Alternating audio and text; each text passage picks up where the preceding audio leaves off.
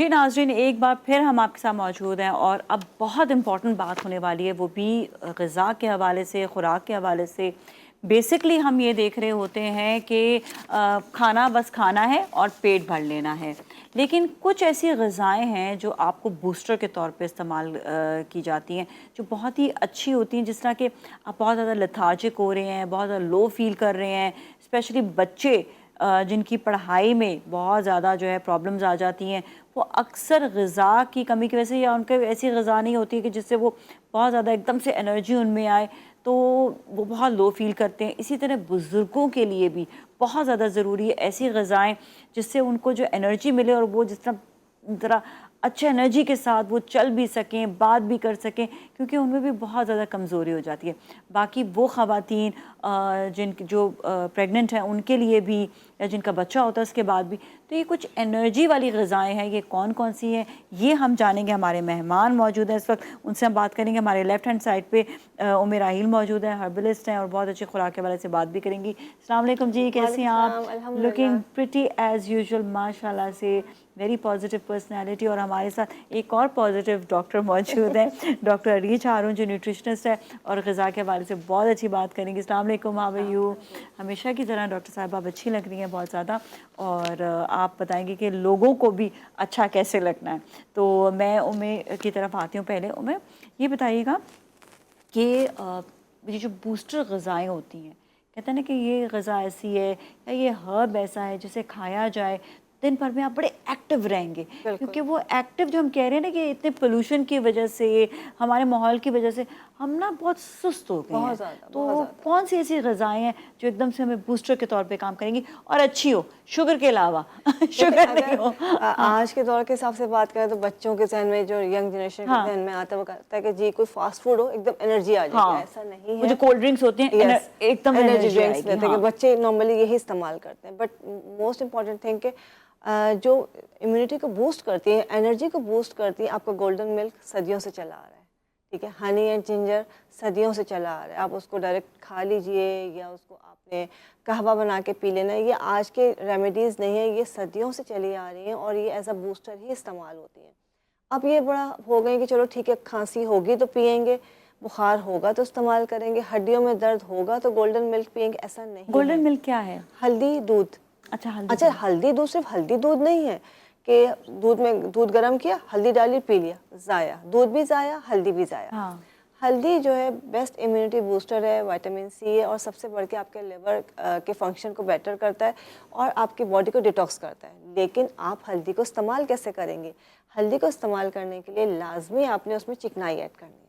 अच्छा। चिकनाई में आप देसी घी भी ऐड कर सकते हैं, आप मक्खन भी ऐड कर सकते हैं। लेकिन जिनको फैटी लिवर हो वो क्या करें फिर? बहुत ज़रा सा, मतलब ये नहीं है कि आप बहुत ज़्यादा तो इस्तेमाल दूध भी तो चिकना होता है या नहीं? हाँ, लेकिन वो चिकनाई उसका ना करक्यूमिन नहीं निकाल पाती। अब जो दूध आ रहे हैं, अब फ्रेश मिल्क तो कोई पीता नहीं है। हाँ। सब आपका जो है होमोजेनाइज मिल्क पी रहे होते हैं, तो वो उसके अंदर वो फैट का कंटेंट इतना नहीं होता है जो कि आपका करक्यूमिन निकाल सके। उसके साथ इसमें आपने शहद ऐड करना है। जैसे आपने हल्दी ली 1 चमचा, उसमें 1 स्पून आपने शहद डाला है, हाफ टी स्पून आपने काली मिर्च डाली। ब्लैक पेपर खुद इटसेल्फ बहुत अच्छा इम्यूनिटी बूस्टर है। ठीक है, ये आपने ऐड किया है। उसके बाद जो है आप थोड़ा सा मक्खन या घी हाफ टी स्पून के करीब, मतलब थोड़ा सा चंद कतरे भी आपने डाल लिए हैं तो वो उसके लिए बहुत है। आपका एक पेस्ट बन गया, ये बना के रख लीजिए। अब आप जब भी इस्तेमाल करेंगे, आपने आधा कप दूध लिया या 1 गिलास बच्चों को दे रहे हैं तो उसमें हाफ टी स्पून ऐड करेंगे। अच्छा, सही, और ठीक रात है। का टाइम बेस्ट है, आप दिन में भी पी सकते हैं, आप पी बच्चे के भी मतलब देखें। ले सकते हैं इसको, बिल्कुल, कोई नींद इशू नहीं अगर है। रात को पी रहे हैं तो नींद बहुत अच्छी आएगी, सुबह बिल्कुल फ्रेश उठेंगे। सुबह पी रहे हैं तो इंशाल्लाह आपको खुद फील होगा कि आज का दिन मेरा बाकी दिनों से ज़्यादा अच्छा गुजरा है। और ये बेस्ट बूस्टर है। बहुत अच्छा। ठीक है, आपने बताया कि गोल्डन मिल्क, साथ में जो है और क्या क्या बताया आपने? गोल्डन मिल्क बनाने का तरीका तरीका बताया। बताया? नहीं नहीं, वो तो आपने बता उसके दिया। अलावा जिंजर एंड हनी, जिंजर, वो शहद और अदरक। शहद और अदरक मिलाकर या? यस, अदरक आप शहद लीजिए, उसके अंदर हाँ, आपने अदरक का जूस मिला के रख लिया है। ठीक है। ये अदरक को बारीक बारीक काट के उसके अंदर डालिए। रोज़ाना 2 टुकड़े अदरक के निकाल के आप चबा के खा लीजिए। अगर ये भी मुश्किल लग रहा है तो आप ग्रीन टी बनाएं। ग्रीन टी खुद इम्यूनिटी बूस्टर है। ठीक है। आपने ग्रीन टी बनाई है, ग्रीन टी के अंदर आपने थोड़ा सा शहद डाला है, आपने उसके अंदर अदरक डाली है और वो आप पी लीजिए। ठीक है, ग्रेट। ये तो हो गए वो टिप जो आप डेली रूटीन में इस्तेमाल कर सकते हैं और आपके लिए सही वाला जो है बूस्टर है कि आप फ़ौरन से जाग जाएंगे।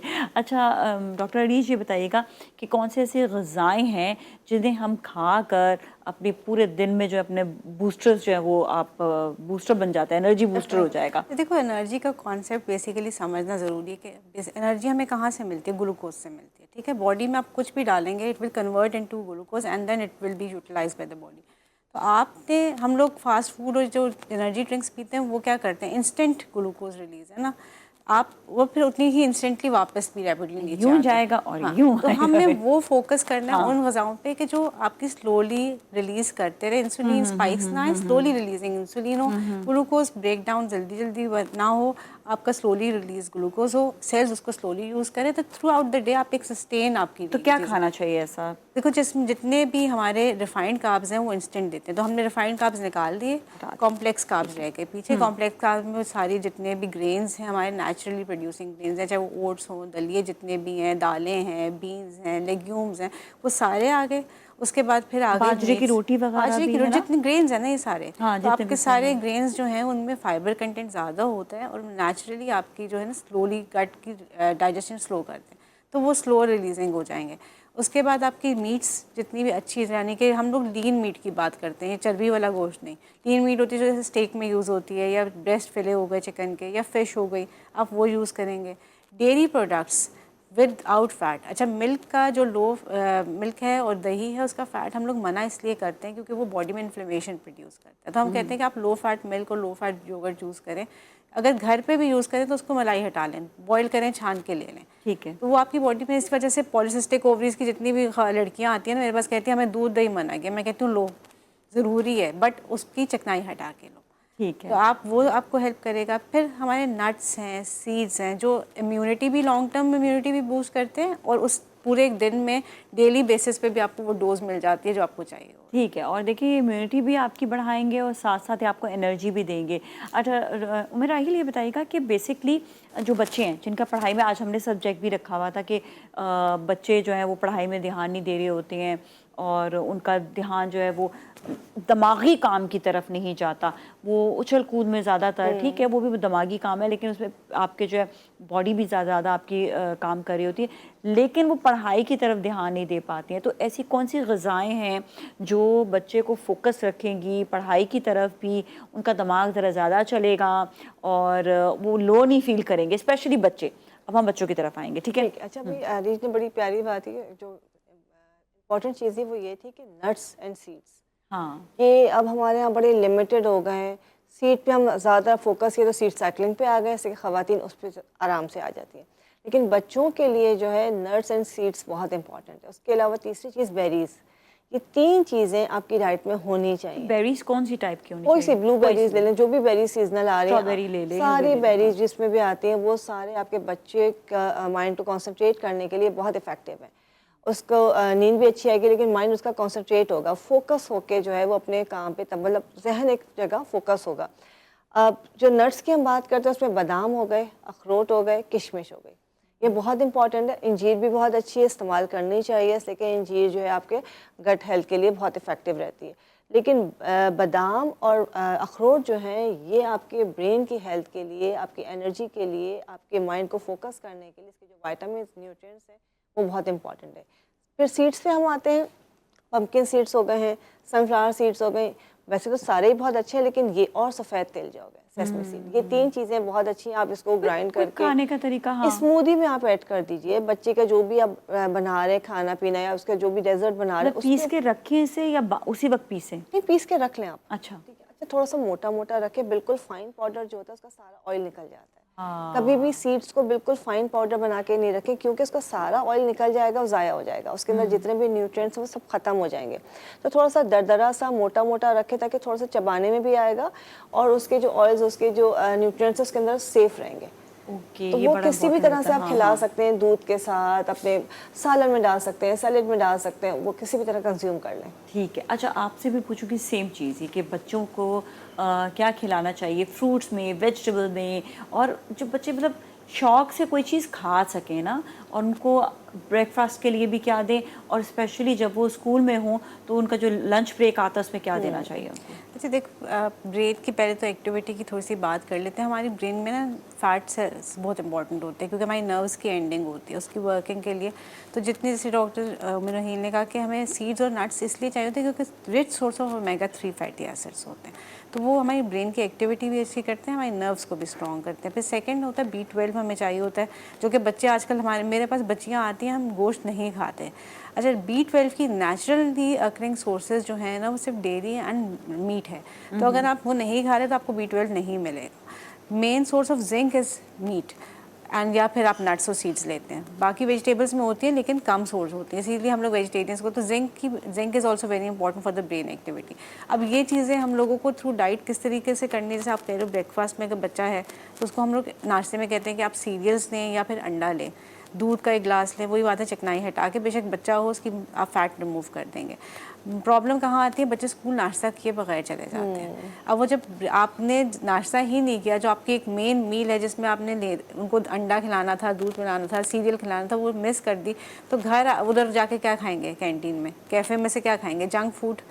वही होगा, टॉक्सिन्स बिल्ड होंगे, थोड़ी देर के लिए ब्रेक के बाद थोड़ी देर एक्टिव होंगे, फिर नींद, घर आते आते तक बिल्कुल लेथार्जिक हो जाएंगे।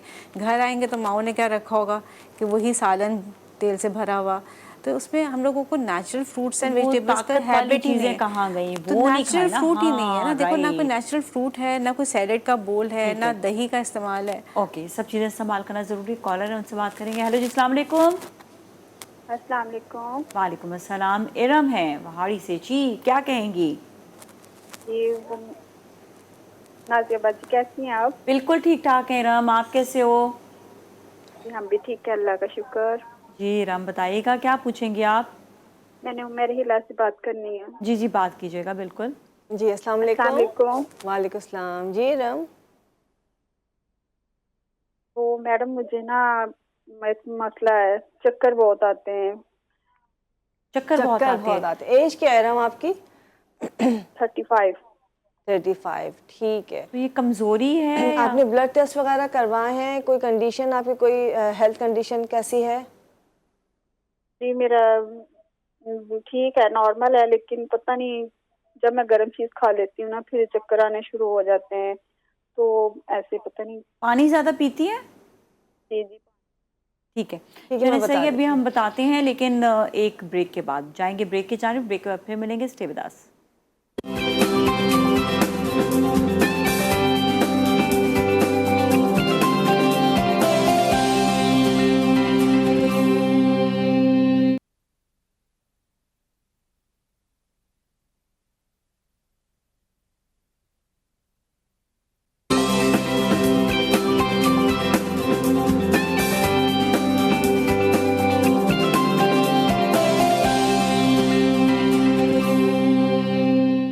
जी नाज़रीन, एक बार फिर हम आपके साथ मौजूद है और बात हो रही है ग़िज़ा के हवाले से, और उस ग़िज़ा के हवाले से जो आपको एनर्जी दे, रादर दैन सिर्फ आपका पेट भर जाए और बस दैट्स इट।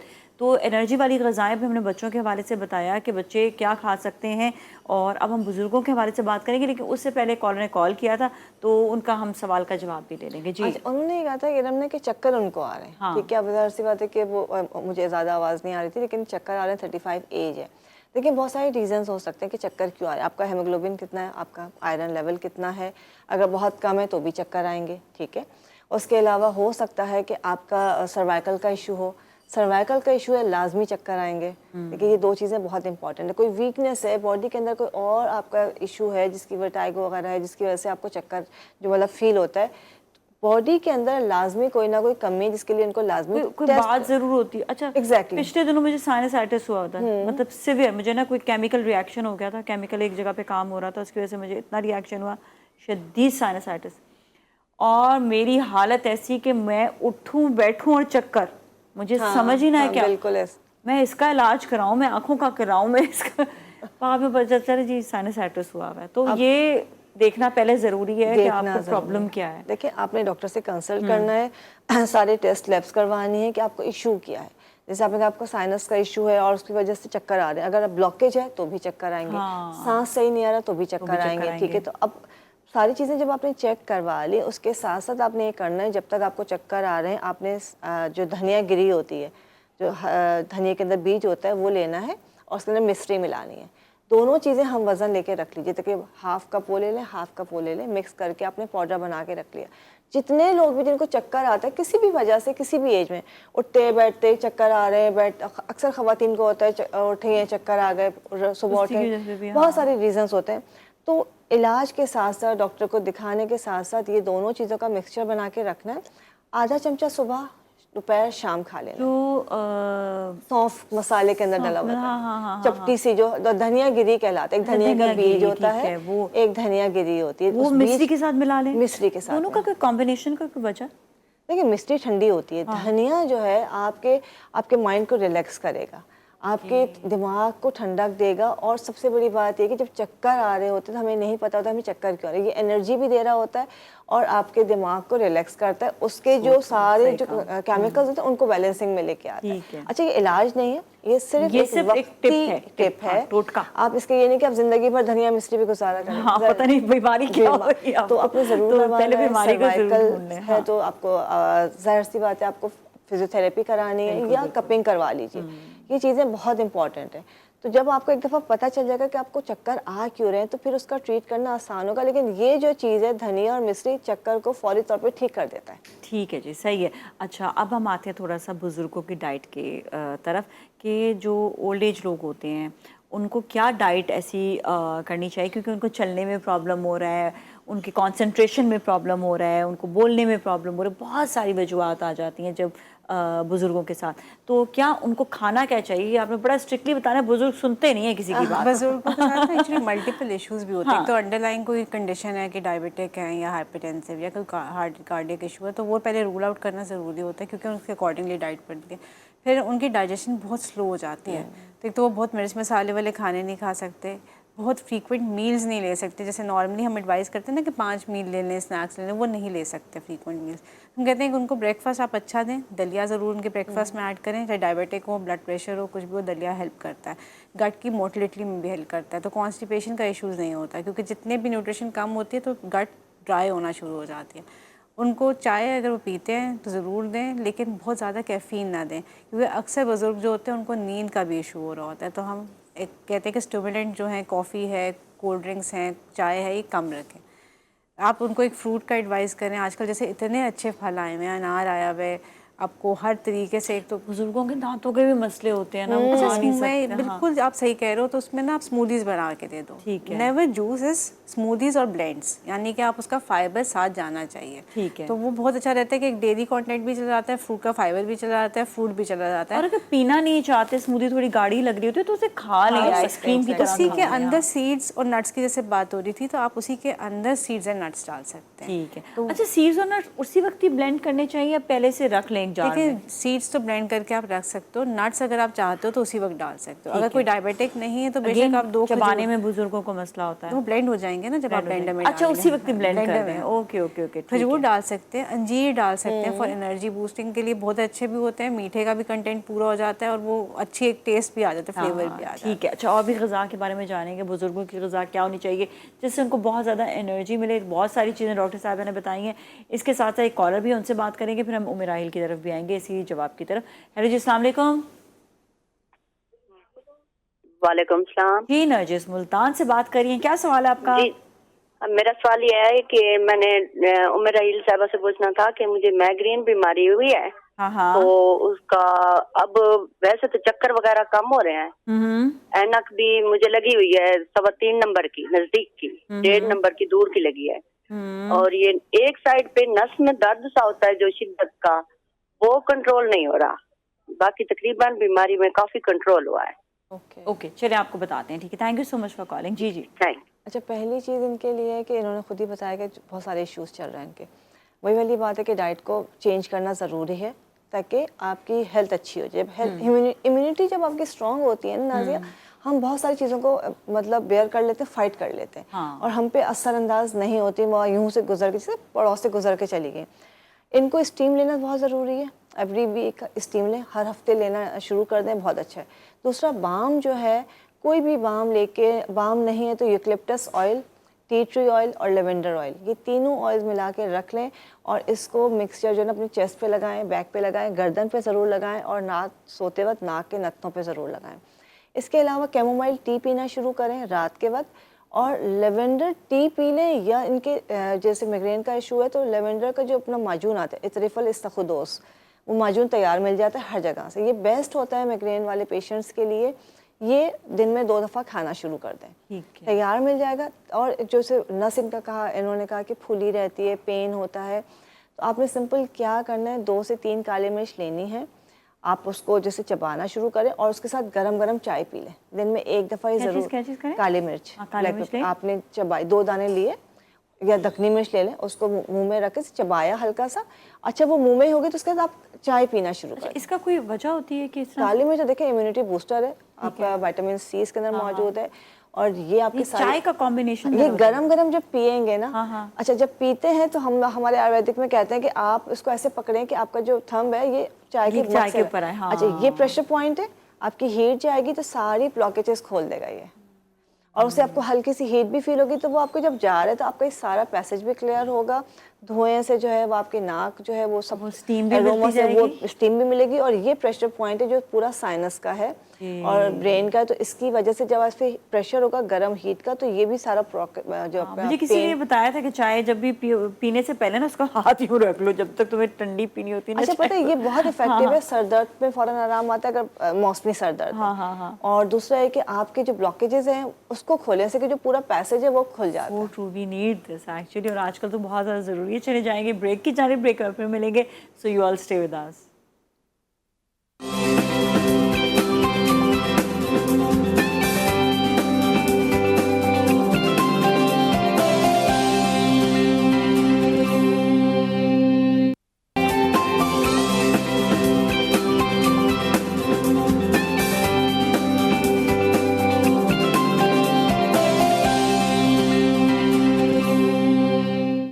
नाज़रीन एक बार फिर हम आपके साथ मौजूद हैं और बात हो रही है बूस्ट ग़िज़ा के हवाले से, और कौन सी ऐसी ग़िज़ाएँ हैं जो आपको वाकई बहुत ज़्यादा ताकत देंगी, जिस पे आपका जो है इम्यूनिटी भी अच्छी हो, साथ साथ आपको ताकत भी मिले।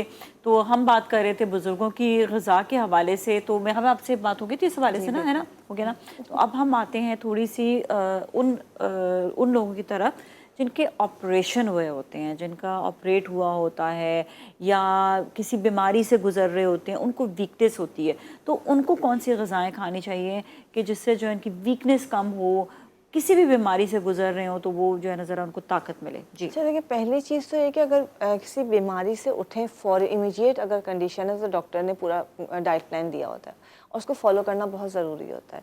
मैं सिंपल सी मिसाल दूंगी कि डिलीवरी के बाद ही ख़वातीन दवाइयों को उठा के यूँ कर देती हैं कि अब तो बच्चा हो गया अब तो छोड़ दो। ऐसा नहीं है। जो आपको डॉक्टर ने जितनी भी मंथ्स की दवा दी है, जो डाइट दी है, 2 मंथ्स की है, 3 मंथ्स की है, 1 मंथ की है, वो आपने लाजमी इस्तेमाल करनी है। दूसरी भी बात आती है कि उसके बाद भी वीकनेस रहती है, ख़ासकर जब हमारे बुज़ुर्ग होते हैं, इस तरह या ख़वातीन होती हैं, तो उनको वो तमाम चीज़ें इस्तेमाल करनी चाहिए जो हेल्दी हों, जो टेस्ट में भले अच्छी ना लगे। उसमें आपका दलिया हो गया है, उसमें ब्राउन राइस सूप हो गया है, ये बहुत ताकतवर है। खासकर बुजुर्गों के लिए मैं हमेशा कहती हूँ कि ब्राउन राइस सूप ज़रूर उनको बना। कितना अच्छा आइडिया आपने बताया, ब्राउन राइस बहुत मज़े का। बनाते कैसे ये भी बता दें। ये तो देखिए डिफरेंट आपके अपने ऊपर है कि आप किस तरह बना रहे हैं, कि आपने राइस को जो है बॉईल किया है और उसके अंदर जो है आपने डिफरेंट चीज़ें ऐड कर दी हैं, या जैसे हम खिचड़ी बनाते हैं लेकिन उसको आप जब बॉईल कर रहे हैं उसमें यखनी आप ऐड कर सकते हैं, बकरी की हड्डियों की यखनी है जो भी आप वो ऐड कर लीजिए। उसके अंदर आप अदरक काली मिर्च ज़रूर डालें, फिर अपने टेस्ट के हिसाब से उसमें आप सब्जियाँ भी ऐड कर सकते हैं। मैं पता क्यों पूछ रही हूँ, मुझे खुद भी लालच हो गई, तो डाइट के लिए बड़ा अच्छा है। अच्छा ब्राउन राइस सूप देते हैं आप अगर डाइट जो कर रहे हैं वेट कम करने के लिए, उनके लिए भी दिन में 1 दफ़ा ब्राउन राइस सूप पीना चाहिए। इतनी ताकत वाली चीज़ है ना, तो बहुत ज़बरदस्त। अच्छा सूप तो वैसे हाँ टाइम की बहुत कमी है, तो मैं चाहूँगी कि अरीश भी थोड़ा सा बता दें कि लोगों को स्पेशली जिनको कोई बीमारी हो या ऑपरेशन से उठे हो तो उनको क्या खाना चाहिए। सर्जिकल एक तो हर सर्जरी के बाद एक डिफरेंट डाइट होती है, जैसे गॉल ब्लैडर की होगी तो बिल्कुल डिफरेंट डाइट दी जाती है, सिजेरियन होगा तो डिफरेंट। लेकिन क्योंकि आपने इम्यूनिटी उस वक्त बूस्ट करनी है और इन्फेक्शन फाइटिंग के आपके स्कार में कहीं इन्फेक्शन हो, तो vitamin C and zinc, these 2 play a very important role. तो जिंक के सोर्सेज हमने सीड्स जैसे डिस्कस की, नट्स में बहुत अच्छे होते हैं, रेड मीट में बहुत अच्छे, सी फूड में बहुत अच्छा है। विटामिन सी तो अल्लाह ताला ने हर चीज़ में रखी हुई है, सब्जियाँ जितनी भी, सिर्फ ये नहीं कि ऑरेंज में हो या ग्रेव सिट्रस फ्रूट्स में, मिर्चों में भी है, हर ग्रीन वेजिटेबल में है, स्ट्रॉबेरीज़ में है, अनार इतनी अच्छी आए हुए, अभी गर्मियों में पीच आ जाएंगे उसमें बहुत अच्छी है। तो विटामिन सी ज़रूर आपने ऐड करनी है अपनी डाइट में, ये 2 चीज़ें आपने ऐड करनी है। उसके बाद जैसे डॉक्टर रहील ने कहा कि आप yakhni is very good, soft diet रखें, तो ये रिकवरी के फेजेस में आते हैं। बाकी सप्लीमेंट्स और अगर कोई मेडिसिन एडवाइस की गई है डॉक्टर की तरफ से तो उसको नहीं छोड़ना आपने। और अगर क्योंकि वो सप्लीमेंट्स और मेडिसिन के बाद भी जो है ना कमज़ोरी बहुत ज़्यादा हो रही होती है। इवन जो लोग एंटीबायोटिक वगैरह खा रहे होते हैं उनको बहुत वीकनेस होती है, तो उनके लिए क्या खाना चाहिए? देखिए उनको बस यही कि डाइट की सारी बात होगी, इम्यूनिटी आपने अपनी बिल्ड करनी है, उसको स्ट्रॉन्ग करना है। डे बाय डे हमारी ज़रूरत सिर्फ ये है कि हमारी इम्यूनिटी अगर अच्छी है हम हर चीज़ से ना निकल आएंगे इंशाल्लाह। आपने करना कि खजूर अपनी डाइट में ज़रूर रखनी है, इंजीर, वही आपके जैसे ड्राई फ्रूट्स नट्स आ गए। आपने इसके अलावा जो है पुदीना ज़रूर इस्तेमाल करना है, अदरक लहसुन ये बहुत इंपॉर्टेंट है। आप इसका कहवा बना के भी पी सकते हैं, खानों में डाल के भी खा सकते हैं, लेकिन वही वाली बात कि बहुत ज़्यादा ओवर कुक ना करें। तो अच्छा खाना बिल्कुल जो आपको अच्छा लगता है आप खाएं, लेकिन कुछ चीज़ें जैसे खजूर, इंजीर, आपकी किशमिश हो गई है, आपके कुछ सीड्स हो गए हैं, या जो सब्जियां हैं, सब्जियों में पालक बहुत इफ़ेक्टिव है, आपका बेल पेपर, शिमला मिर्च जो है ये बहुत इफ़ेक्टिव है। फ़िश अगर अफोर्ड कर सकते हैं, नहीं तो फ़िश का जो सर है उसको आपने ज़रूर उसका शोरबा बना के खाना है। ये चीज़ें बहुत अच्छा बनता है। वो चिकन के वो होते हैं पंजे जो होते लेकिन हैं फिर वो देसी मुर्गी लीजिए ना आप। अच्छा, मैं नॉर्मल मुर्गी नहीं लेनी है, ठीक है। नॉर्मल मुर्गी तो फिर जितना केमिकल है वो सब आपकी बॉडी में आ जाएगा। तो फिर आपको फ़ायदा नहीं, वो आपकी हड्डियाँ भी वैसी भुरभुरी रहेंगी। ठीक है, तो सही ये है। चीज़ें इस्तेमाल करनी है। एंटीबायोटिक वगैरह खा रही हैं, मेडिसिन वगैरह ले रही हैं। जी काफ़ी कुछ बता दिया। बस एक मैं चीज़ जो कहती हूँ कि दही ज़रूर अपनी डाइट में दही रखें। अच्छा, वो भी आपने कहा ना कि फैट फ्री, थोड़ा सा फैट फैट फ्री निकाल कर रखें, क्योंकि दही इतना अच्छा नेचुरल प्रोबायोटिक है कि आपकी गट की हेल्थ, आप अगर कोई भी मेडिसिन ले रहे हो तो गट में ज़रूर कोई ना कोई प्रॉब्लम स्टार्ट हो जाती है।